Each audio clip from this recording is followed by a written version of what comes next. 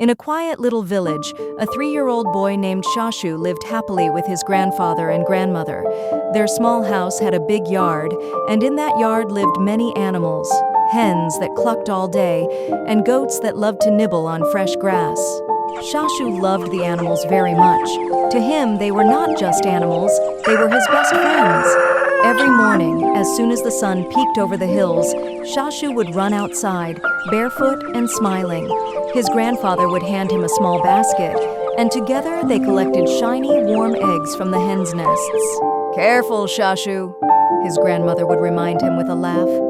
His tiny hands sometimes shook, but he held the eggs like little treasures. After that, Shashu would help his grandfather cut fresh grass for the goats. He giggled as the goats stretched their necks and munched happily, their little tails wagging. One goat with a small white patch on its nose always followed Shashu everywhere. He named her Chintu. When Shashu sat in the yard, the hens pecked near his feet, and Chintu lay down beside him.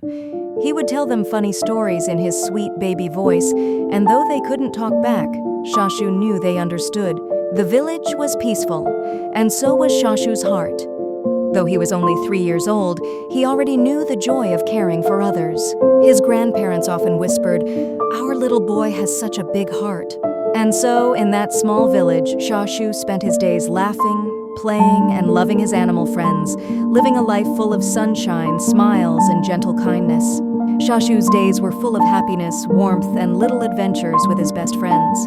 And when the day ended, he drifted off to sleep with a smile, dreaming of more fun, more laughter, and more love for his animal friends.